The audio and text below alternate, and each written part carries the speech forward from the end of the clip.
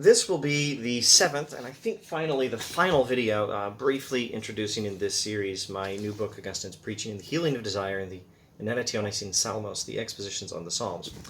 Why should we care about how the bishop of a place called Hippo in North Africa 1600 years ago read the Psalms? In the concluding chapter of my book, chapter 5, I suggest three reasons Augustine's way of reading the Psalms matters, 3 ways it can be useful. 3 reasons ancient medieval theology of desire and Augustine's interpretation of the Psalms in general have some contemporary relevance. 1.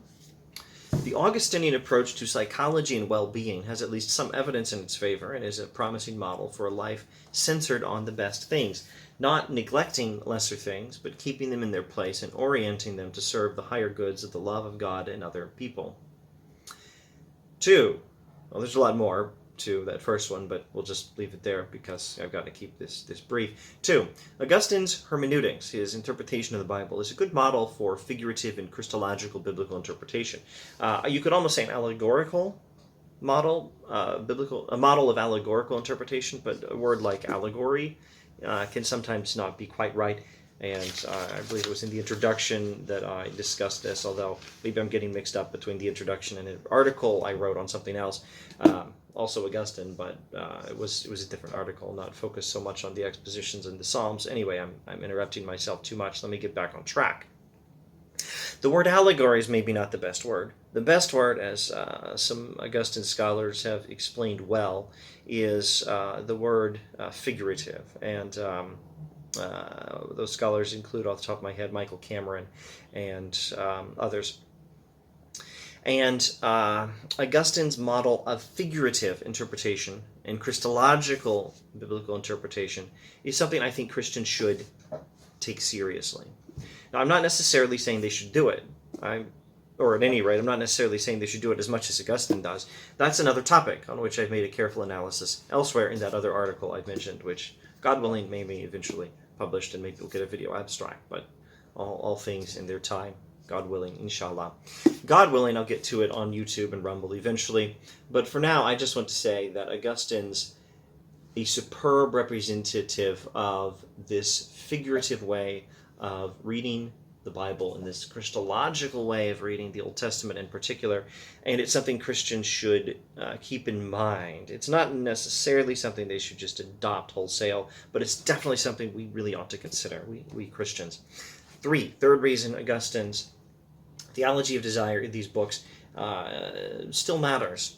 Augustine's preaching in these commentaries on the Psalms models some useful preaching strategies, I suggest, in the 5th chapter of this book. Now, let's not go into too much detail here. Again, I wanted to keep this brief. Let me go to, pages 282 and 3, where I wanted to read or paraphrase just a bit, going back to that first reason I think Augustine's theology of desire is relevant, because it's an interesting and important and, to at least some extent, I think, insightful perspective on psychology and well-being. From pages 282 through 283, I'll read or paraphrase a few bits of these paragraphs.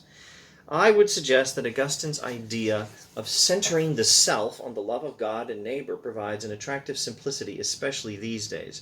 We are stretched pretty thin, with thousands of distractions and tiny pleasures competing for our attentions. The interrupting smartphone, the fleeting twinge of pleasure from a social media thumbs up, the endless entertainment offerings facilitated by the internet. All these and more pull our minds and hearts all over the place. We easily forget our neighbors, ourselves, wisdom, and God. We're afraid to be alone with ourselves. We're afraid to ever have a moment to ourselves or a moment to God without some distraction. We fill our lives with these distractions. We fill our moments, we fill our brains, we fill our hearts with whatever we find interesting on the internet. I don't think it's very healthy. We easily forget our neighbors, ourselves, wisdom, and God. Even when we remember some of these things, we're easily tempted to outsource our morality to the latest outrage, joining the chorused social media opposition to some injustice, while neglecting to regulate our own attentions at home, in class, or on the computer. Now, these outrages we freak out over on social media, some of them really do deserve some sort of freak out. Some of them really are outrages that deserve our complaints, our attention, and hopefully some solutions. But that doesn't mean we can neglect to regulate our own attentions at home, in class, or on the computer. Where our thoughts are occupied, what is in our minds, what we are desiring. All of these things do matter. This is an important part of morality, and you can't replace it just by substituting social media outrage, even when the outrage may sometimes be called for, and even perhaps some social media reaction to it. Augustinian reordered loves would put God, souls, and wisdom back in the center of our affections, while also providing some principles to organize our other interests, because as I try to explain in this book, the Augustinian theology of desire is not reject all these lesser things and love God, much less reject all, it's not reject all these other things and love God, or even reject all these other things and love God and neighbor, but reject everything else. It's order all things. It's the order of love, not the getting rid of one bad desire and replacing it with another desire. It's ordering our desires towards the greater things, but ordering the lesser things. The lesser things still matter in their place. I'm switching back and forth between desire and love. Should I pause to clarify? Desire is a type of love. Desire is the form love takes when that which we love is something we don't yet have. If we have it, it's still love, but it's less desire and more delight. And there are Latin terms corresponding to these English terms, but no time for that now. There is rather a lot to say about this, actually. We have to understand that Augustine's account of a centered self is not merely a list of priorities, God first, soul second, and everything else can get in line behind them. We need a greater appreciation for the integrative, holistic nature of his account. That's holistic spelled W-H-O-L-I-S-T-I-C. Holistic. I don't know if the camera's focusing on it. The holistic nature of his account. Skipping a bit, it's not that everything else is valueless in itself, everything other than God and other people, a mere means to an end. It's more that the worth of the greater goods, and especially that of God, the greatest good, the worth of the greater goods shines its value through all creation. The goodness of God is the source of the goodness of everything else, and we might even say that it contains it. It's not that mountains, trees, stars, plants, and animals and tea are worthless in themselves so much as that we were never supposed to think of them merely as things in themselves in the first place. Mountains, trees, stars, plants, animals, and tea are good things made by God for us and for him, and they find their own fulfillment in that use. Nothing, or rather no created thing, is an atomic substance subsisting in itself. All depends on God. And I'm not at all sure that's the best language for describing God, either, atomic substance. But no time for that now either.